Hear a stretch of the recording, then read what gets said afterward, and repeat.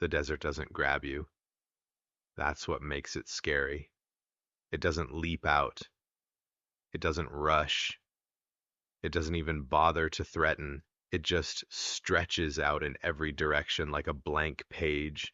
And if you make one small mistake on that page, the wind will erase the ink and act like it never happened. Evan Mercer loved that about it. He wasn't some adrenaline junkie, not a daredevil, not a guy chasing danger for the story. If anything, Evan was the opposite: calm, routine. The sort of person who alphabetized the pantry without making a big deal out of it. He worked remote tech support for a healthcare vendor in Phoenix, the kind of job where you sound cheerful while you troubleshoot other people's bad mornings. He did it well too. Patient voice, clean explanations, no ego. But the job left him full of noise. The desert was where he went to turn the noise off. He'd drive out on a Friday, camp somewhere simple, cook something on a tiny stove, and look up at a sky so dark it made the city feel like a different planet. He'd come back on Sunday with dust on his tires and that calmer look in his eyes, like his brain had been rinsed. His sister Jenna called him the monk with a cooler. He'd laugh at that and shake his head, like he couldn't believe people lived their whole lives without stepping out into nothing once in a while. That weekend started as another one of those trips. No drama, no weird warnings, no ominous gut feeling. Evan packed his gear with his usual precision: tent, sleeping pad, lantern, extra water, and yes, the cooler. He always brought the cooler, always overprepared, always had ice even when he didn't need it. That was Evan. Preparedness wasn't fear for him, it was comfort. Before he left, he texted Jenna something casual: heading out. Back Sunday. Love you. It wasn't poetic, it wasn't memorable, which is how missing person cases usually start. If you ask the families, they start with something so normal you don't even think to screenshot it. Sunday night came. Evan didn't. At first, Jenna did what people do when they want to stay sane. She tried to build excuses like little sandcastles. No service, dead phone, stayed an extra day, took a long nap and forgot to charge his battery pack. But Evan wasn't the forget type. If he changed plans, he'd say so. If he stayed longer, he'd send a thumbs up at minimum. He knew his sister worried. He never played with that. By Monday morning, the sandcastles were gone. Jenna called his phone. Straight to voicemail, she texted. No delivery. She checked his credit card activity. Nothing after Friday afternoon. That's when her brain did the unpleasant math it tries to avoid. If he didn't buy gas, he didn't leave. If he didn't buy food, he didn't stop anywhere. If he didn't spend money at all, he wasn't moving through normal places. She called the county sheriff's non-emergency line. Her voice was steady at first, and then it wasn't. She gave Evan's name, his description, his vehicle, and the general area where he liked to camp. The deputy on the phone was polite, tired in that way people get when they've answered too many calls from scared families. He asked the standard questions: any history of depression, any medical issues, any reason he'd want to disappear. Jenna kept saying no, no, no. Then she said the one thing that mattered most to her, and she said it like a plea. He's careful. He doesn't just vanish. The deputy promised they'd take the report and start checking. That word checking sounded small. Jenna wanted searching. She wanted urgency. She wanted sirens and helicopters. What she got was paperwork, calm voices, and the slow grind of procedure. The first real lead came from cameras. Not heroic, not glamorous. A traffic camera. Evan's last confirmed sighting wasn't on some remote trail. It was at a rest stop off a long stretch of highway where the world goes flat and the horizon feels like it's mocking you. The rest stop was nothing special.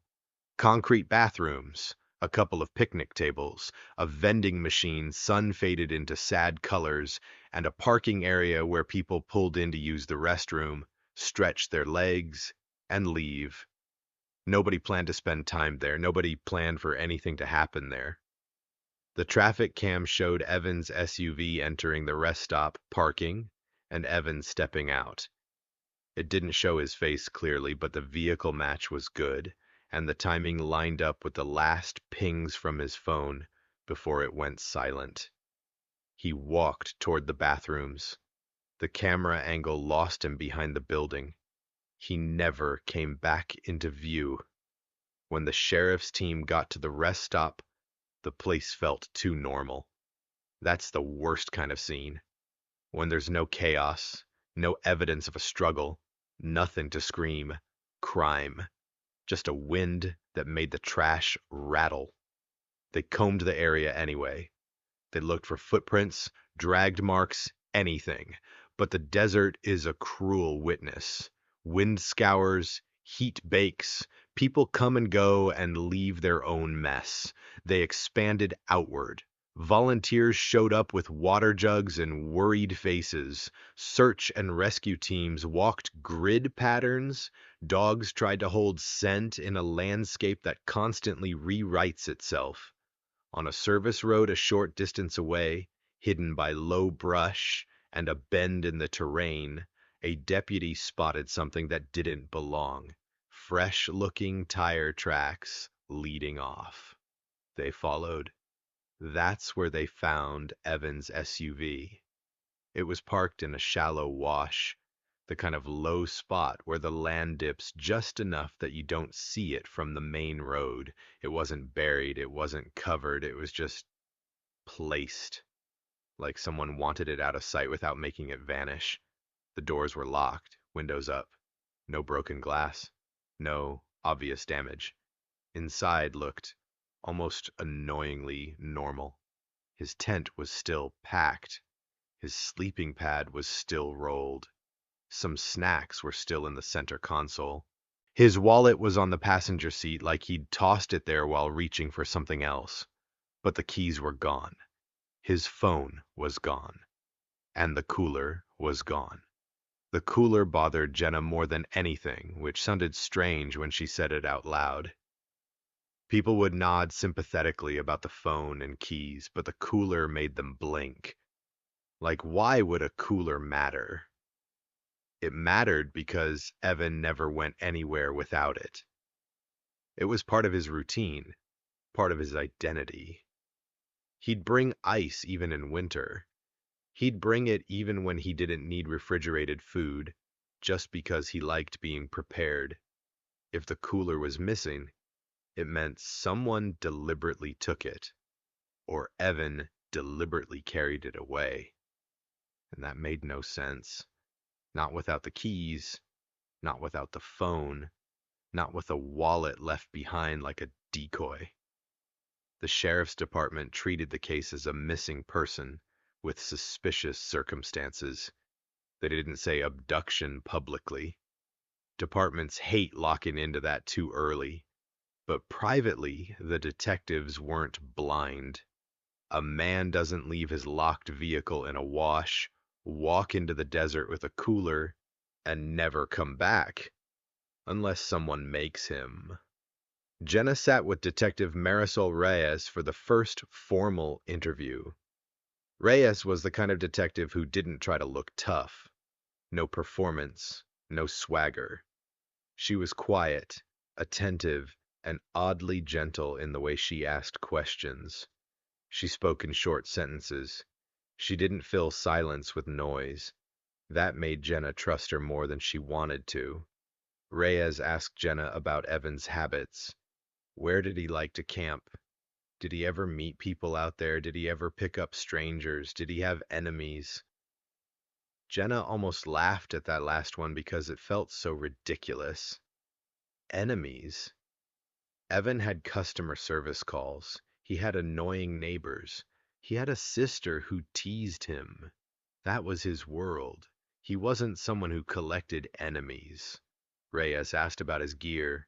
Jenna listed it, and when she mentioned the cooler again, Reyes's eyes narrowed slightly. Tell me about the cooler, Reyes said. Jenna blinked. He always had it. Always. It was like a security blanket. Reyes nodded like she understood. Sometimes objects matter because they're predictable. Predictable objects make unpredictable events easier to parse.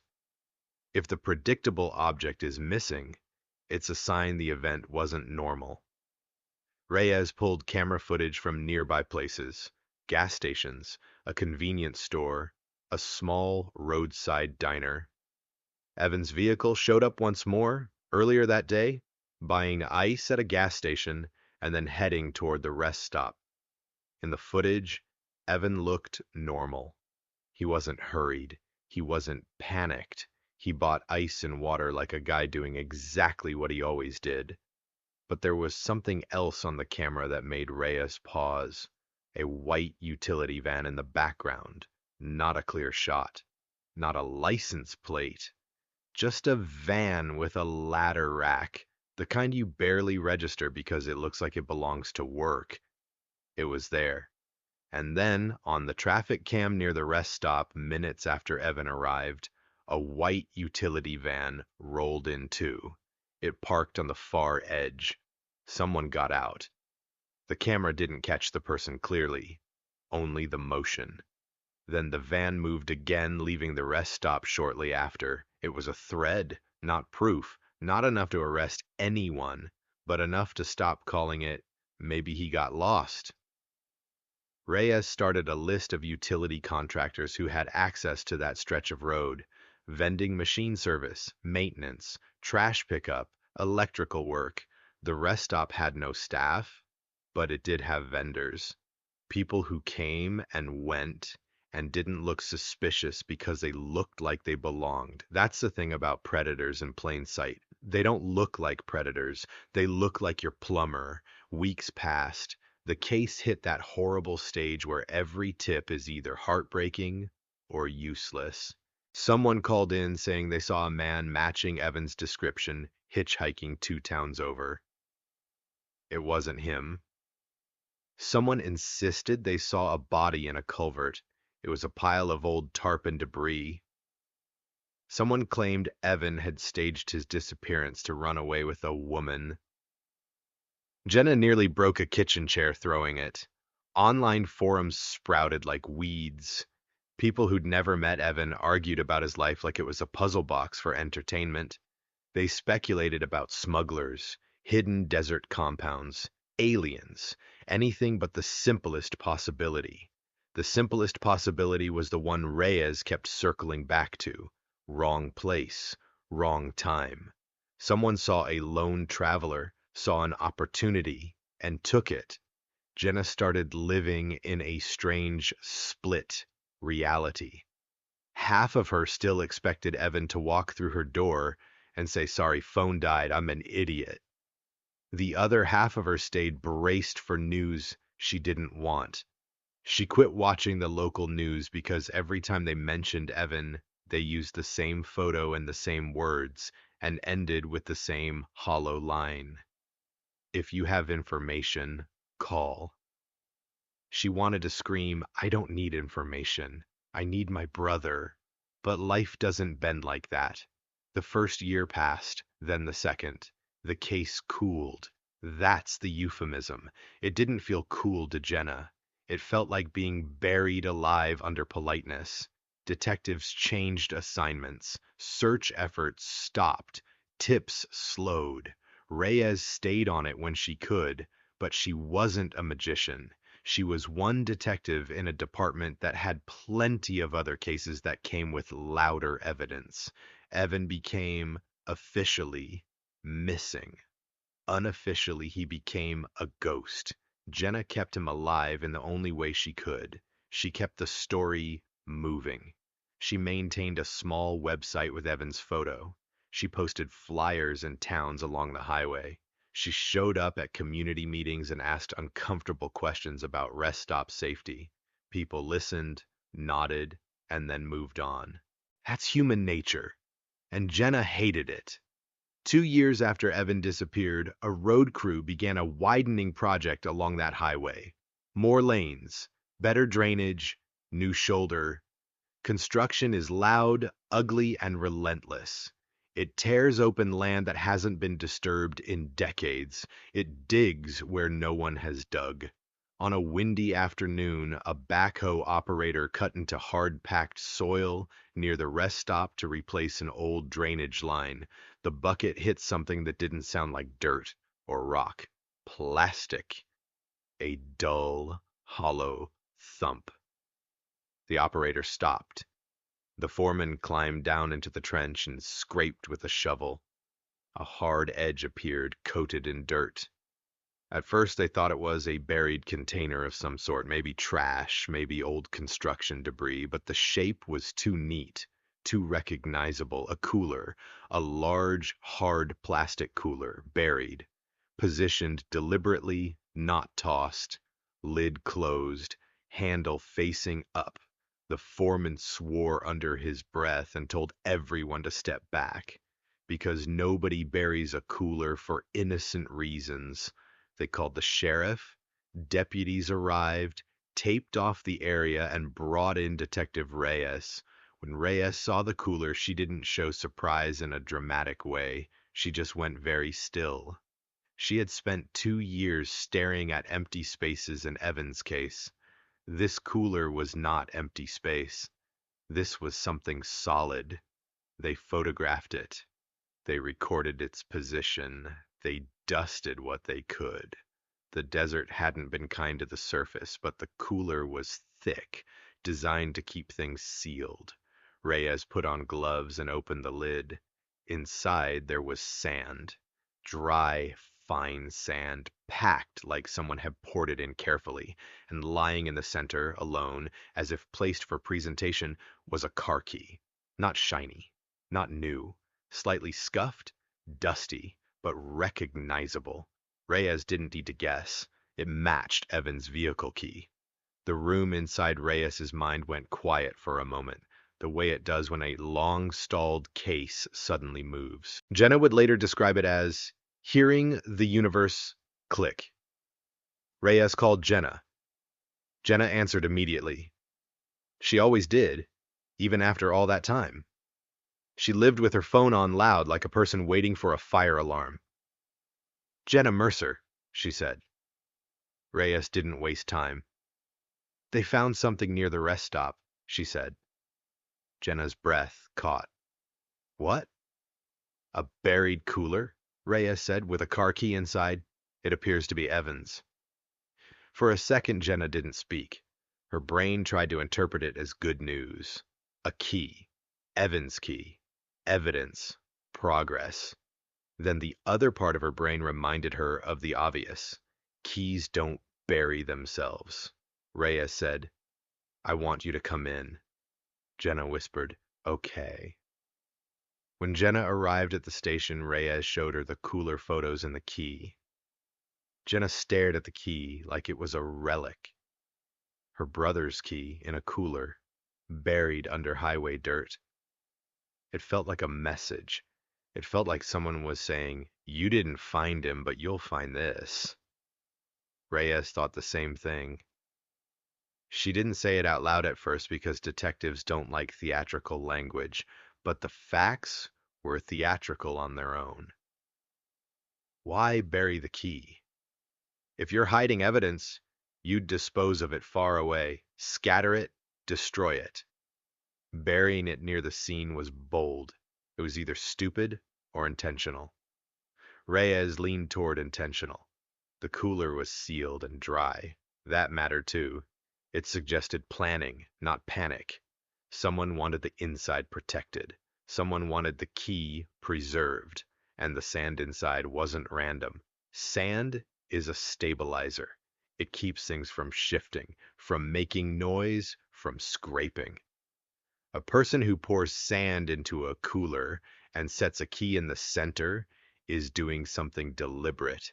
They were staging. Reyes reopened the investigation like a door being kicked in. They ran forensic tests on the cooler. They searched for trace DNA and prints. The desert heat had degraded a lot, but the inside of the cooler was a different environment. It had been sealed. It had protected what little evidence remained. They found partial prints, smudged, incomplete, not enough for a clean match. They found a tiny fiber stuck near the latch, the kind you'd never notice unless you were looking. It looked like synthetic workwear material. Reyes didn't fall in love with fiber evidence. She'd seen too many cases where fibers led nowhere. But combined with the earlier white van sightings, it pushed her back toward contractors. She requested rest stop vendor logs. Who serviced the vending machines around the time Evan vanished? Who handled trash pickup? Who fixed that buzzing pole light?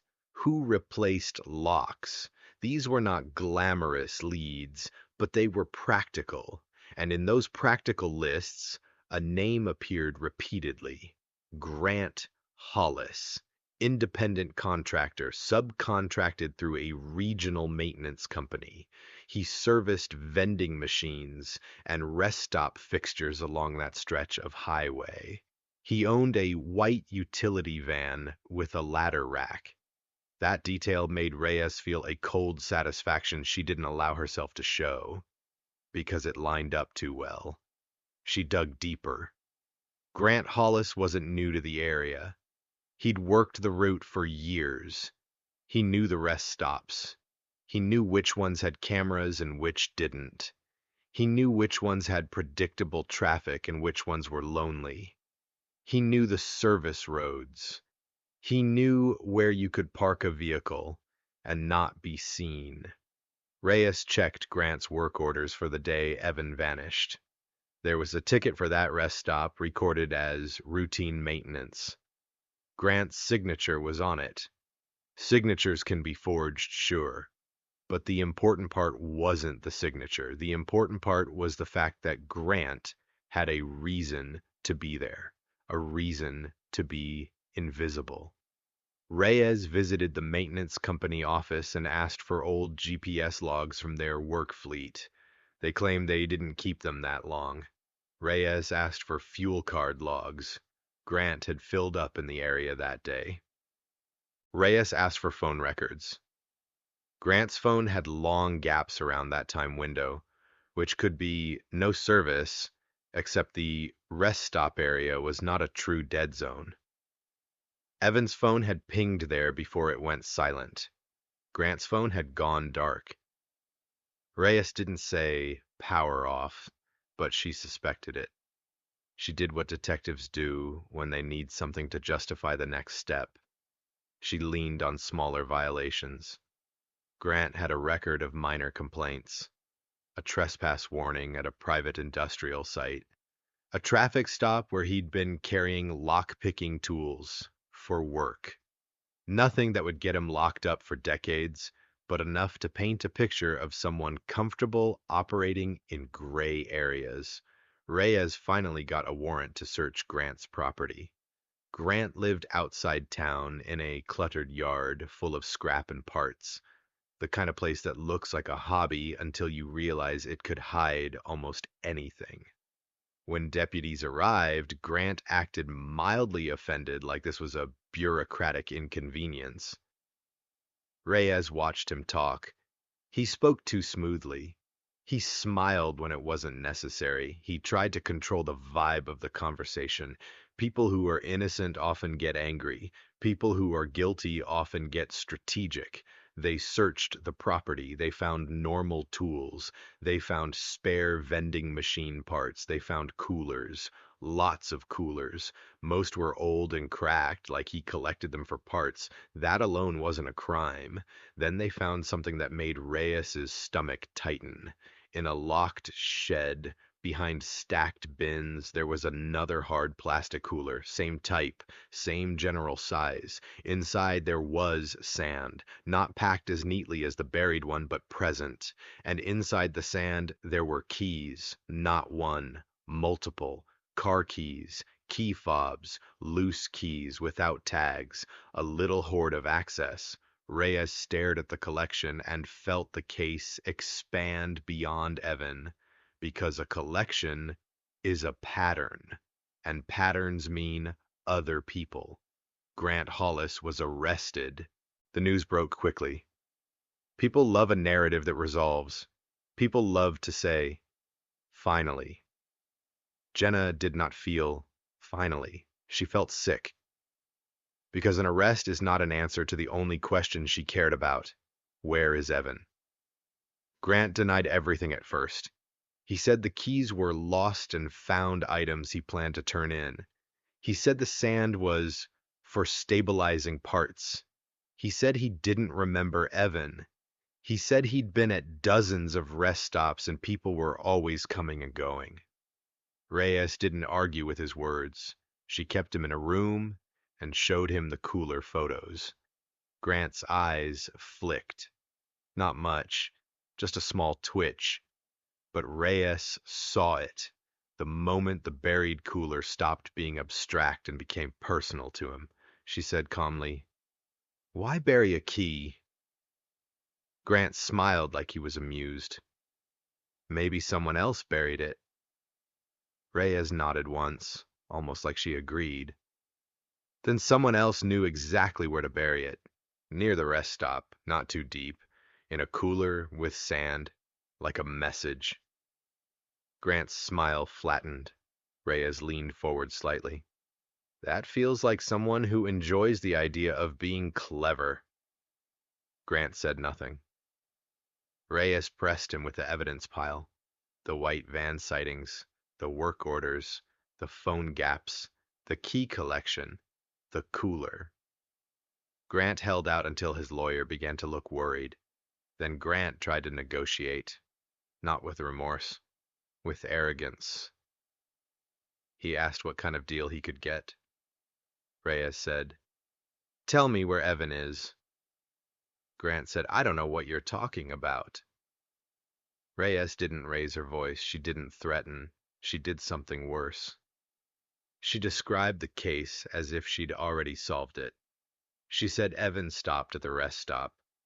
She said someone approached him as a worker, someone who looked safe. She said Evan was moved off the highway onto a service road. She said Evan's SUV was hidden in a wash. She said the key was taken. She said the cooler was taken. Then she said the thing that made Grant's jaw tighten. "And you buried the key later," Reyes said, "because you wanted control. You wanted the story to stay in your hands." Grant's eyes flashed. It was anger, a small burst, and that told Reyes she was close because she'd touched the real motive, control. Grant didn't confess immediately. Confessions aren't usually dramatic. They're messy. They leak. He slipped. He said, "It was just a stop." Reyes said, "Whose stop?" Grant went quiet. Then he said something that Jenna would later replay in her head like a nightmare. "You people think the desert is empty," Grant muttered. "It's not empty. It's full. Full of places where no one looks." Reyes sat with that sentence. She said, "Where?" Grant laughed once, bitter. "You can't search it all." Reyes said, "We don't have to. You're going to tell us the right place." Grant tried to outlast her. Reyes outlasted him. That's what good detectives do. They don't need to be louder. They need to be more patient. Eventually, Grant gave them a location. Not precise at first. A wash, a culvert, a turnoff. Then more detail when Reyes pressed. A remote drainage channel farther down the highway beyond a ridgeline where the ground dropped into a long ditch. Search teams went out. Jenna didn't go with them at first. She was afraid of what they'd find. She hated that she was afraid, but fear isn't negotiable. Reyes called her later and said, "We found evidence of a site." Jenna's heart slammed. "Is he?" Reyes cut her off gently. "We don't know yet, but we're looking." They dug. They searched. They found traces that suggested someone had been there repeatedly. Tire ruts, packed soil, old footprints preserved in a weird way by the dryness. They found scraps of food packaging. They found a piece of Evan's sleeping pad strap, torn and sun-bleached. And then they found something that made the entire search team pause. A shallow pit area with signs of a temporary shelter. Nothing elaborate, but enough to suggest someone had been kept there or had stayed there. A makeshift shade structure once existed, rope fragments, a torn tarp corner, no graphic details, no gore, no horror movie theatrics, just the quiet ugliness of proof that someone had occupied that space in a way that didn't feel voluntary. Jenna came out to the site the next morning. She stood behind the tape line and stared at the ground like she expected it to speak. Reyes walked up to her and said, "We're not stopping." Jenna nodded because she couldn't speak. Days passed in a blur. Grant's lawyer pushed for limited statements. Grant tried to retract parts of what he'd said, claiming coercion. He complained about the conditions. He played victim. The usual. Reyes ignored the performance and kept digging into Grant's life. She discovered something that made the case even more disturbing. Grant had previously been reported for harassment at a truck stop. Not enough to charge, just enough to create a note in a system somewhere. Grant had been fired from a different vendor job for boundary issues. Grant had a habit of showing up where people were alone. He didn't need to be a mastermind to be dangerous. He just needed opportunity. And rest stops are pure opportunity. The buried cooler became the centerpiece of the public story, but Reyes believed it was more than evidence. It was psychology. Grant buried the key because he wanted to preserve something, not because he cared about Evan, but because he cared about the feeling of having Evan's access in his hands. A key is the promise of return. Taking someone's key is taking their exit. Grant's collection of keys wasn't about resale. It was about ownership. And the buried key was a taunt that got away from him. He probably buried it when the heat died down, when he felt safe, when he felt invisible. He probably never imagined a road crew would dig there. Or maybe he did. Maybe he liked the idea that someday it would be found, but too late. A delayed punchline. That possibility made Jenna shake with anger. Weeks after the arrest, Reyes got a break that didn't come from Grant. It came from a new witness. A drifter, a man living out of his car, came into a small station and asked to speak to someone about the rest stop guy. He didn't know Evan's name. He didn't know details. He just knew that 2 years ago, he'd seen something weird. A white utility van parked on a service road, and a second vehicle being driven behind it, like someone was being led. He described the second vehicle as an SUV, dusty, with a roof rack. That matched Evans. Reyes asked him why he didn't report it then. The drifter shrugged. People mind their business. Desert rules. Desert rules. Reyes hated that phrase because it meant what everyone feared. Things happen out there and people let them happen because the desert teaches silence. But the drifter's statement mattered for one reason. It confirmed Grant's leading someone off-road method without relying solely on Grant's words. It strengthened the case. It strengthened the leverage. Reyes went back into the interrogation room with Grant. She didn't yell. She didn't threaten. She placed the drifter's statement on the table like a heavy object. Grant glanced at it and looked away. Reyes said, "You led him. You know exactly what happened." Grant's face tightened. Reyes said, "I don't care about your pride. I care about Evan. Where is he?" Grant stared at the table. Then, in a voice that sounded like he hated the words as they left him, he said, "He wasn't supposed to be gone." Reyes held still. "Explain." Grant swallowed. "He fought. He kept fighting. I couldn't control him." Jenna would later hear that line and feel her stomach twist, because it wasn't just confession, it was a glimpse into Evan being alive in that nightmare, refusing to fold. Grant gave another location, different from the first, farther out, a place where the desert breaks into a series of shallow ravines. Reyes didn't trust Grant, not fully, but she couldn't ignore the lead. They assembled another search. This time they brought a wider team. They searched the ravines. They searched the drainage lines. They searched abandoned structures, old maintenance sheds, forgotten pump stations, anything that could hide a person. And in a small, decaying utility building, half covered by sand drifts, they found something that made everyone go quiet. A sleeping pad. Not Evan's, they couldn't confirm yet, but it was the same brand Evan used. A water bottle. A torn piece of fabric that matched Evan's windbreaker color.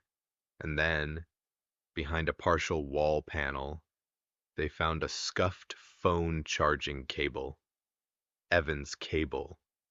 It was the kind of cable Jenna had bought him for his birthday because he always lost them. She recognized the color instantly. Reyes called Jenna and told her they had found personal effects consistent with Evan. Jenna cried hard enough to make herself dizzy because for the first time in 2 years, the case felt like it had a direction that wasn't just grief. But the building was empty. No Evan, no body, no clear resolution. Just evidence that he had been there at some point. And that sparked a new, terrifying possibility. What if Evan had been moved? What if he was still alive somewhere? That possibility made Jenna feel hope and dread at the same time. Hope is a dangerous emotion when you've been burned by it. Reyes took the possibility seriously. She didn't announce it publicly. The public loves a found alive story, but it also alerts anyone involved. Instead, Reyes started tracing Grant's network. People like Grant rarely work completely alone, not because they need help with a crime, but because they need cover. They need places. They need someone who sells them fuel without asking questions. They need someone who stores their equipment. They need access to private land. Reyes found a name tied to Grant's work routes. A man named Troy Maddox, owner of a small salvage yard on the outskirts of a desert town. The salvage yard had contracts with maintenance companies for scrap pickup. Grant's fuel card logs showed frequent stops near the salvage yard. Grant's phone pings showed nights near that area. Reyes went to the salvage yard with deputies. Troy Maddox acted friendly in that fake business owner way. Big smile, easy laugh, a guy who calls everyone boss. He claimed he barely knew Grant. Reyes asked to see the yard. Troy hesitated. That was enough. They got a warrant. The salvage yard was a maze of broken vehicles, stacked parts, and corrugated sheds. It smelled like metal and oil, hot and sharp. They searched. At first, they found nothing but scrap. Then they found a locked trailer behind a row of crushed cars. Inside was a small living setup, a mattress, canned food, water jugs, not a home, not a camper, more like a place someone had been kept. And in the corner, sitting like a forgotten object, was Evan's cooler. The same brand, same model, and the inside, this detail made Reyes's jaw tighten, was lined with sand residue. Fine grains stuck in the corners like it had been used the same way as the buried cooler. Reyes looked around the trailer and saw another detail that made her breathe shallowly. A set of keys hanging on a nail. Multiple keys. Grant's trophies, relocated. They pushed deeper. Behind another shed, in a narrow space between stacked scrap, they found a man. Alive. Thin. Dirty. Sunburnt. His hair longer, beard grown in. He looked like a version of Evan that had been dragged through time. He stared at them with wide eyes like he couldn't decide if they were real. Reyes spoke softly. Evan, we're here. Evan didn't move at first. Then his knees buckled and he sat down hard, as if his body had been standing on willpower and the willpower just ran out. That got him medical attention immediately. They didn't interrogate him. They didn't make him relive it on camera. They did the thing that mattered. They got him out. Jenna arrived at the hospital later, shaking so badly she could barely sign paperwork. She walked into the room and saw Evan, and for a second her brain refused to accept the sight. Evan looked at her and tried to smile, but his face trembled. Jenna crossed the room and held his hand with both of hers, like she was afraid he'd evaporate if she didn't. Evan whispered hoarse, I tried to leave. Jenna pressed her forehead to his hand and said, I know. Evan's story, when he was ready to tell it, was careful. Not because he was hiding things, but because trauma makes memory feel like broken glass. You don't grab it quickly. You handle it slowly. He said he stopped at the rest stop with a cooler because he was doing what he always did. He said a man approached him near the vending machine. Work boots, utility vest, friendly voice. The man asked if Evan was camping out there, offered a better spot away from the highway, a place with shade and less wind. Evan said yes, because it sounded harmless, and because the man looked like a maintenance worker. Safe. Evan followed the man's white van down a service road. The man stopped where the sand got loose and Evan's SUV struggled. Then the man's friendliness snapped off like a switch.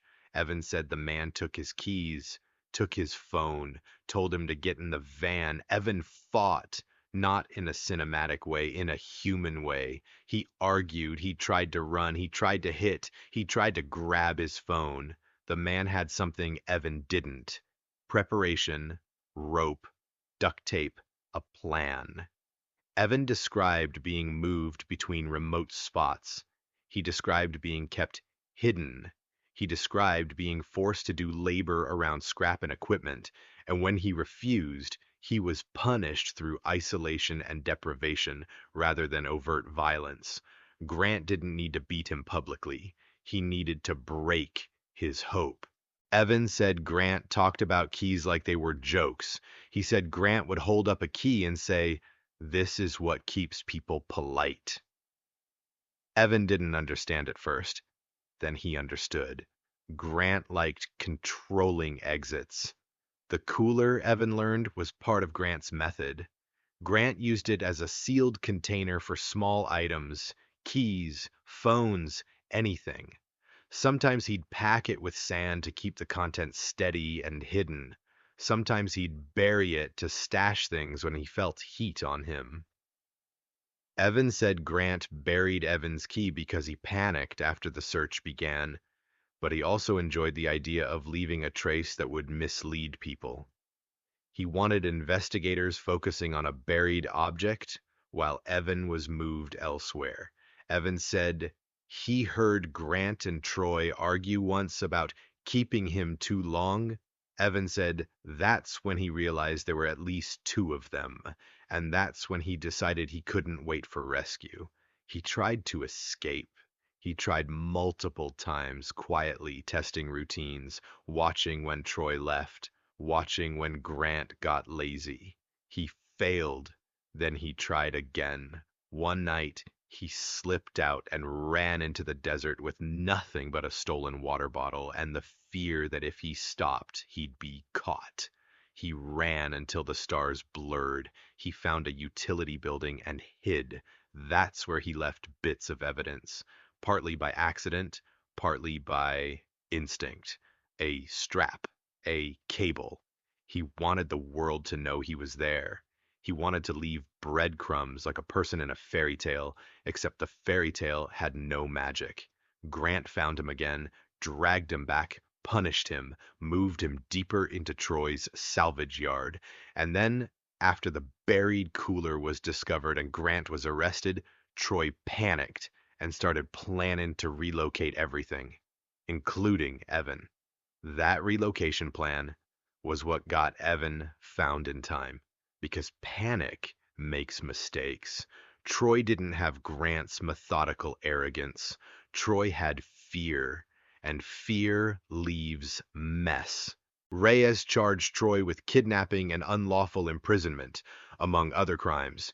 The evidence was overwhelming once they found Evan alive, and the cooler and the key stash. Grant was charged with everything they could attach legally.